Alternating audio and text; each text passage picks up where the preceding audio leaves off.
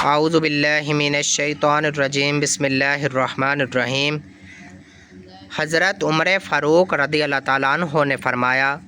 کہ ایک روز ہم سرکار دو عالم صلی اللہ علیہ وآلہ وسلم کی خدمت میں حاضر ہوئے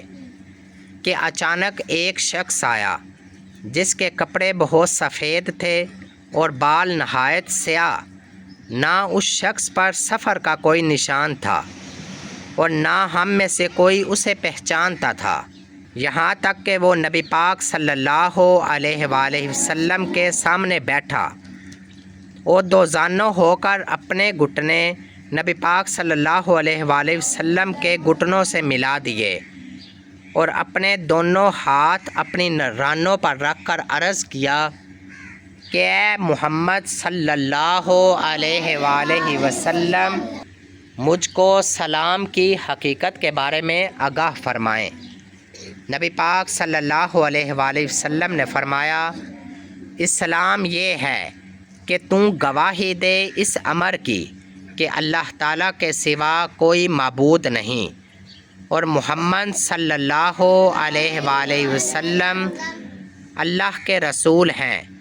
اور تو نماز ادا کرے، زکوٰۃ دے، رمضان المبارک کے روزے رکھے اور خانہ کعبہ کا حج کرے اگر اس کی استطاعت ہو۔ اس شخص نے یہ سن کر عرض کیا، آپ صلی اللہ علیہ وآلہ وسلم نے سچ فرمایا۔ راوی کہتے ہیں کہ ہم سب کو تعجب ہوا کہ یہ شخص دریافت بھی خود کر رہا ہے اور خود ہی اس کی تصدیق بھی کر رہا ہے۔ پھر اس شخص نے پوچھا کہ ایمان کی حقیقت بیان فرمائیں، تو آپ صلی اللہ علیہ وآلہ وسلم نے فرمایا، ایمان یہ ہے کہ اللہ تعالیٰ اور اس کے فرشتے، نیز اس کی کتابوں اور اس کے رسولوں